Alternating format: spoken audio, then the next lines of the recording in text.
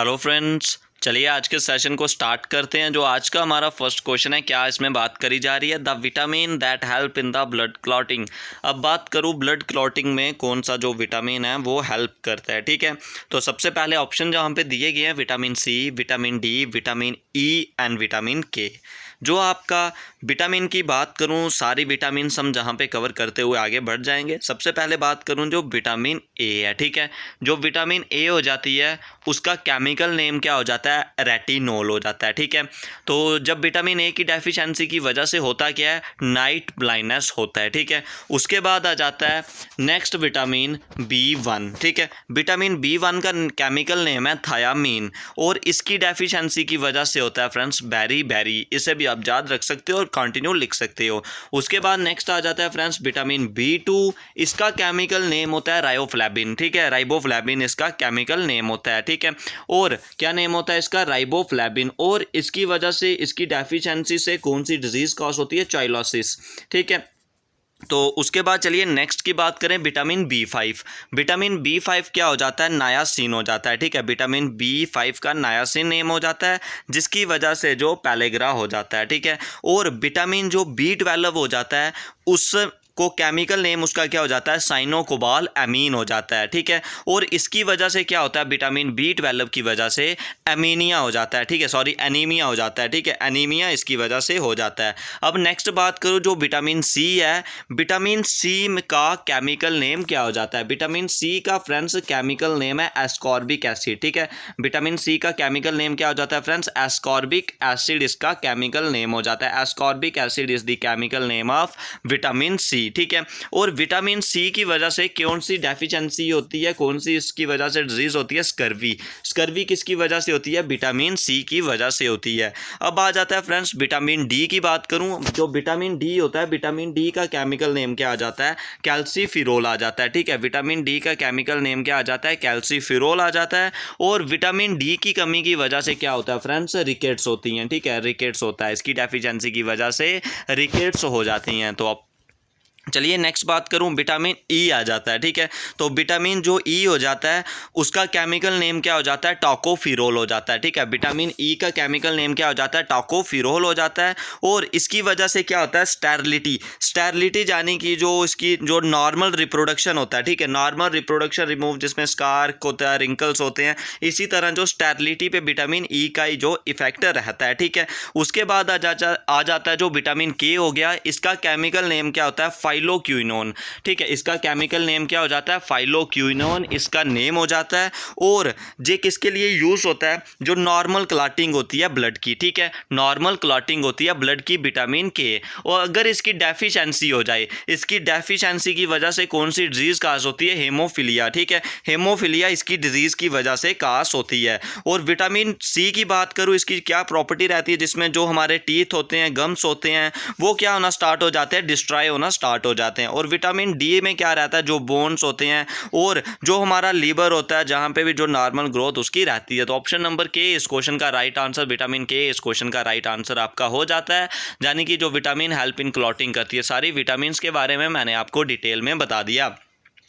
तो अब नेक्स्ट आ जाता है फ्रेंड्स हमारा ब्लड ग्रुप पे। If the blood group of one parent is A B, अगर एक पेरेंट है उसका ब्लड ग्रुप ए है, ए बी है, और जो अदर है उसका ओ है, तो जो पॉसिबल ब्लड ग्रुप क्या होगा उनके चाइल्ड का। ठीक है, तो सबसे पहले बात करूं जो ब्लडिंग ग्रुप आ जाता है, टोटल ब्लड ग्रुप कितने हो जाते हैं, ए हो जाता है, A blood group, A B blood group, ठीक है, बी ब्लड ग्रुप और ओ ब्लड ग्रुप हो जाते हैं। जो सबसे पहले ब्लड ग्रुप का कॉन्सेप्ट दिया था वो किसने दिया था, जब फादर ऑफ ब्लड ग्रुप हम किसे बोलते हैं, कार्ल लाइनस्टीनर। ठीक है, कार्ल लाइनस्टीनर इसका क्या हो जाता है, फादर हो जाता है। ठीक है, और बात करूं जो ब्लड ग्रुप पे इंपॉर्टेंट है, जो ए ब्लड ग्रुप है। ठीक है, जो ए ब्लड ग्रुप है वो अपना ब्लड किसे डोनेट कर सकता है, ए और ए बी को। जो ए ब्लड ग्रुप वाले इंसान होते हैं, जो ह्यूमन बीइंग है, वो अपना ब्लड ग्रुप ए वाले को और ए बी वाले को डोनेट कर सकते हैं।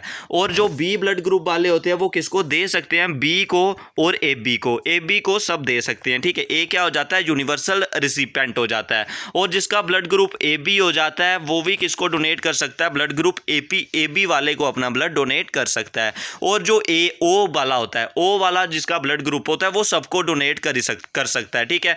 वो सबको डोनेट कर सकता है, ए को भी कर सकता है, बी को भी कर सकता है, ए बी को भी कर सकता है और ओ को भी कर सकता है। अब बात करूं जो ओ ब्लड ग्रुप होता है आपका, सॉरी ओ नहीं, जो ए ब्लड ग्रुप है वो किस किस से अपना ब्लड रिसीव कर सकता है, वो रिसीव कर सकता है ए से और ओ से। डोनेट किसको कर सकता है, ए को और ए बी को, ठीक है। और जो बी ब्लड ग्रुप है, बी ब्लड ग्रुप किससे रिसीव कर सकता है, बी से और ओ से। डोनेट किससे कर सकता है, बी को और ए बी को। जो ए बी आता है वो किस किस से ले सकता है, ए से भी ले सकता है, बी से भी ले सकता है, ए बी से भी ले सकता है और ओ से भी ले सकता है। यानी कि जो ए बी ब्लड ग्रुप है ये यूनिवर्सल रिसिपेंट हो जाता है, सबसे जे ब्लड ले सकता है, ठीक है। और जो ओ वाला होता है वो किससे ले सकता है, सिर्फ ओ से ही ले सकता है। और ओ सबको दे सकता है लेकिन ओ सबसे ले नहीं सकता, ठीक है।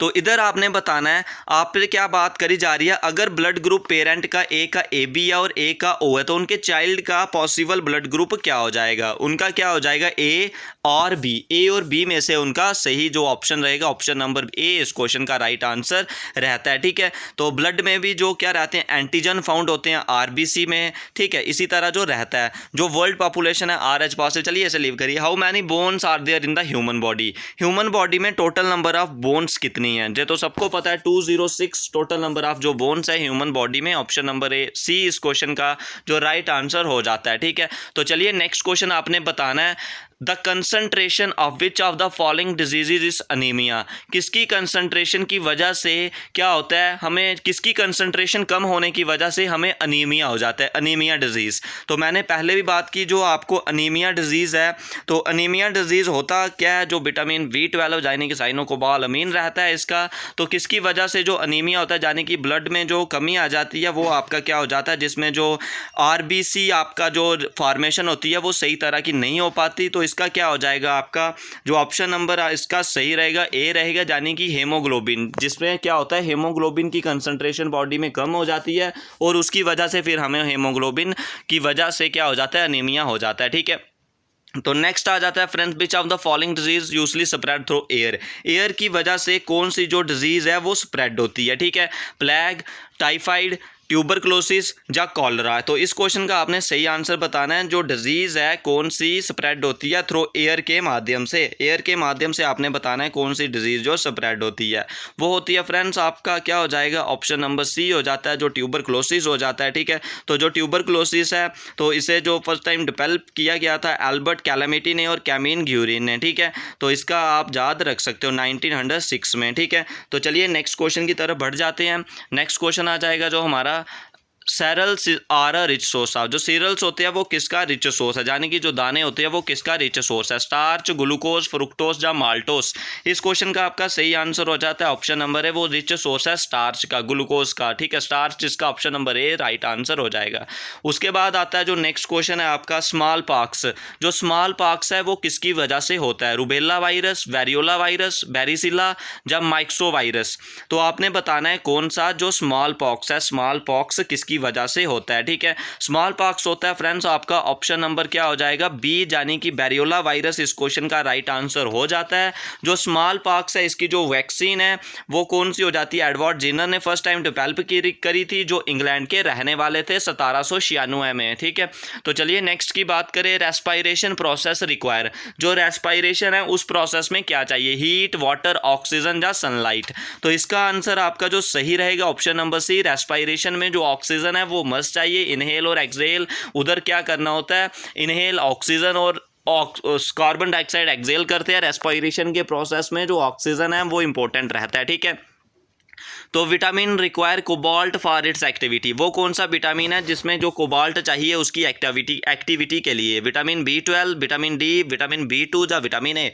मैंने पहले भी जो डिस्कस किया आपके बारे में विटामिन के बारे में, जो विटामिन B12 है, विटामिन B12 का ही नेम क्या हो जाता है, केमिकल नेम साइनोकोबाल्टमीन, इसको ही जो कोबाल्ट चाहिए अपनी एक्टिविटी के लिए। और विटामिन डी का केमिकल नेम हो जाता है कैल्सीफिरोल, इसकी वजह से रिकेट्स होता है। और विटामिन जो B2 है इसका केमिकल नेम है राइबोफ्लोबिन। और जो विटामिन ए है इसका केमिकल नेम क्या है, रेटिनोल हो जाता है। इसकी वजह से नाइट ब्लाइंडनेस कास होती है। ठीक है, तो ऑप्शन नंबर ए इस क्वेश्चन का जो राइट आंसर आपका हो जाएगा। तो चलिए नेक्स्ट पार्ट की तरफ।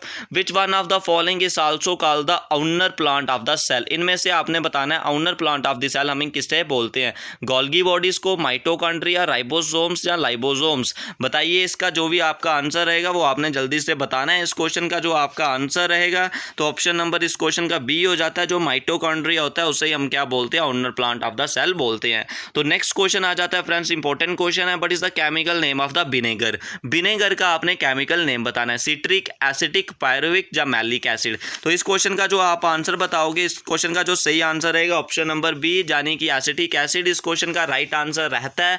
जो क्या होता है, कार्बोक्सिलिक एसिड है आपका CH3COOH, इसका क्या हो जाता है, केमिकल फार्मूला हो जाता है। ठीक है, CH3COOH is the chemical formula of acetic acid, और एसिटिक एसिड को ही हम विनेगर बोलते हैं। तो चलिए नेक्स्ट पार्ट की तरफ। जो नेक्स्ट क्वेश्चन आ जाएगा हमारा, animal living in the 3 trunks are known as, इसका answer do it yourself, ring worm, इसेडरीज, डू इट योरसेल्फ वाला इसका आंसर कमेंट सेक्शन में आपने बताना है। तो आज के सेक्शन में बस इतना, इस पे डाउट होगा तो कमेंट सेक्शन में जरूर पूछिए। इस वीडियो में बस इतना।